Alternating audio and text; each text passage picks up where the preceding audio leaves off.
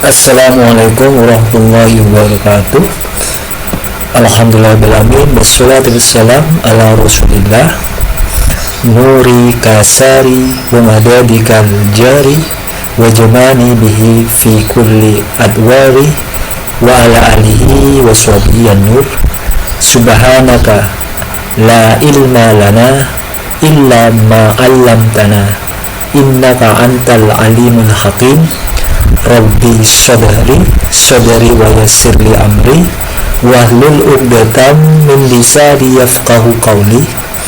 Alhamdulillahirabbil alamin. Kita berjumpa lagi, dipertemukan oleh Allah pada pembelajaran online. Semoga kita senantiasa diberi sehat. Gimana kabarnya anak-anakku Emil Karim?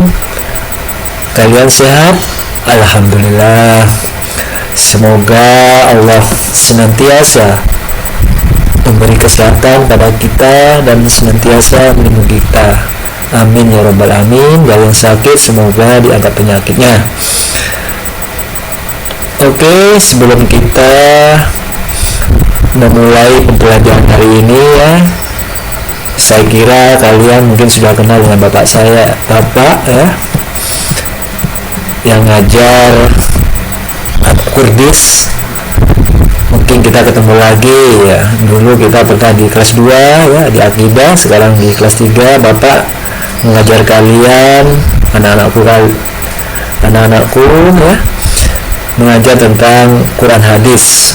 Kalian mungkin sudah kenal dengan Bapak ya. Bapak nama aslinya Darbarwanto, nama panggilannya Pak Hendra. Oke,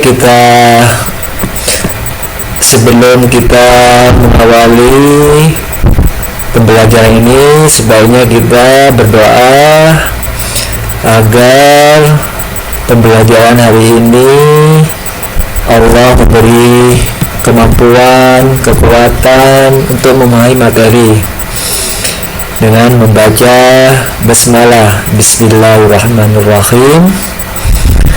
Semoga segala aktivitas kita dan urusan kita dimudahkan oleh Allah. Amin ya rabbal alamin.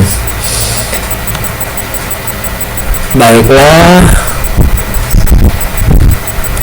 kita mulai pembelajaran hari ini, yaitu tentang hadis tentang sholat jemaah. Kalian mungkin sudah mendengar apa itu sholat jemaah ya. Sholat jemaah itu ada dasarnya, ada dalilnya, ada anjuran dari Rasulullah, yaitu Rasulullah SAW bersabda, Bismillahirrahmanirrahim, sholatu jemaati tafdulus sholatu fadli bisab'i wa ishrina darajah, yang artinya sholat berjamaah itu lebih utama 20 derajat daripada sholat sendirian. Hadis riwayat Bukhari dan Muslim. Jadi apa pengertian sholat berjamaah dan sholat munfarid? Sholat jamaah adalah sholat yang dilakukan secara berkelompok atau bersama. Dalam sholat ini, imam berdiri di depan dan para makmum mengikutinya. Jadi sholat jemaah syaratnya jumlahnya 2 orang ya, minimal ya. Satu berdiri sebagai imam dan yang satunya sebagai makmum atau mengikuti imam. Sholat munfarid adalah sholat yang dilakukan sendirian. Kalau sholat munfarid pahalanya mendapat 1, sedangkan sholat jemaah pahalanya mendapat 27 lipat atau derajat. Makanya kita dianjurkan untuk sholat berjemaah karena pahalanya berlipat. Bahkan kita yang dekat dengan masjid atau mushola disunnatkan oleh Rasulullah, dianjurkan sholat berjemaah ya, atau di rumah atau di masjid. Oke, baiklah kita lanjutkan. Apa hukum sholat berjamaah? Sholat fardu yang dilakukan secara berjamaah itu hukumnya sunat muakkad. Jadi sunat muakkad adalah sunnah yang sangat dianjurkan untuk melakukannya. Contohnya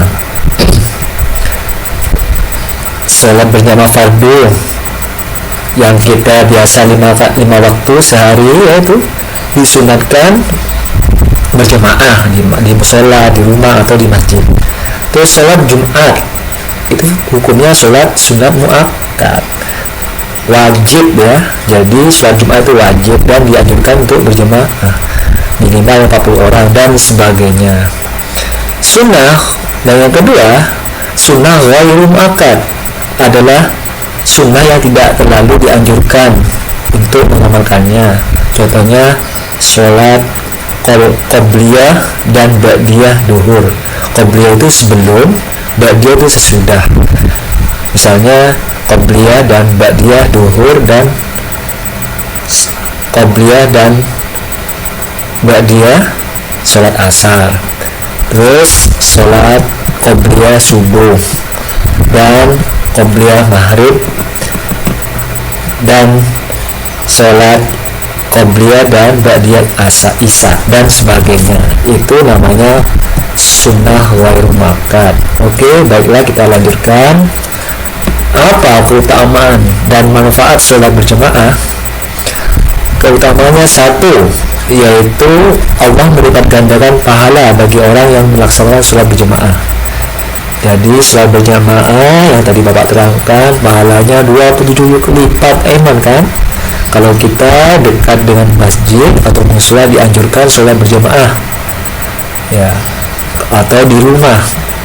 Yang kedua, terhindar dari gangguan setan ya. Jadi berjamaah itu softnya berjamaah ya. Jadi kalau bersatu, insya Allah setan tidak akan menggoda kalau berjamaah itu ya.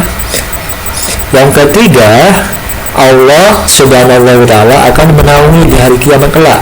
Jadi kita akan mendapat perlindungan bagi orang yang rutin sholat jemaah, terutama sholat jemaah subuh itu ya lebih utama, lebih afdal, dan sholat berjamaah maghrib dan isya.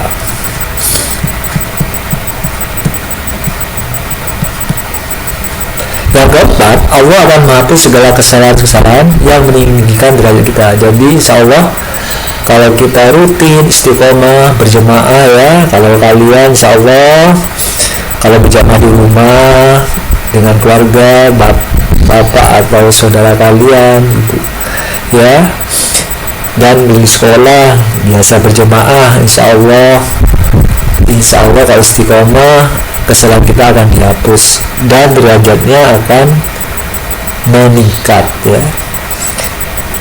Yang kelima, apa utamanya, yaitu menghindari dari sifat nifaq. Nifaq itu munafik ya. Ya insya Allah kalau berjamaah itu meningkatkan rasa persaudaraan kita ya, kerukunan kita, keterbukaan kita, dan saling tolong menolong, saling toleransi antar sesama ya. Sekarang untuk lebih memahami lagi, kalian mengerjakan tugas individu dikerjakan secara mandiri ya. Jawablah pertanyaan ini dengan benar. Apa pengertian dari sholat berjamaah? Yang kedua, apa yang maksud dengan sholat munfarid?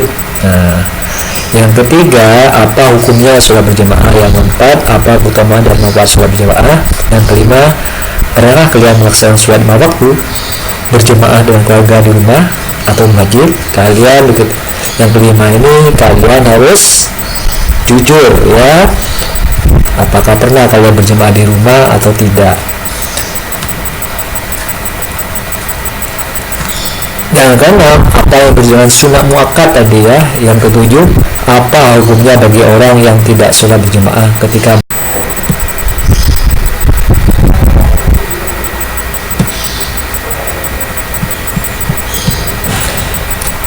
Yang ke yang keenam, apa yang disebut dengan sunat muakkad, ya. Dan yang ketujuh, apa hukumnya bagi orang yang tidak salat berjemaah ketika melaksanakan sholat lima waktu.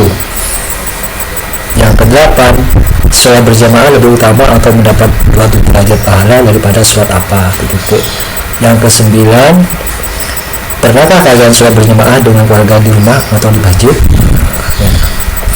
Yang ke-10, apa arti dari hadis ini, ya, yang tadi di atas? Saya kira cukup ya. Semoga pembelajaran hari ini bermanfaat. Kalian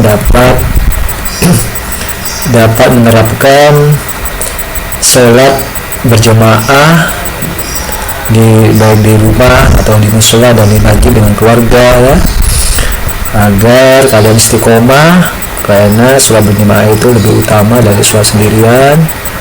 Dan kalau dikerjakan istiqomah, insya Allah akan meningkatkan derajat kita, yaitu derajat orang yang bertakwa kepada Allah. Insya Allah akan selamat dunia dan akhirat. Saya kira cukup sekian pembelajaran ini, semoga bermanfaat. Kurang lebihnya mohon maaf. Wabillahi taufiq wal hidayah. Wassalamualaikum warahmatullahi wabarakatuh.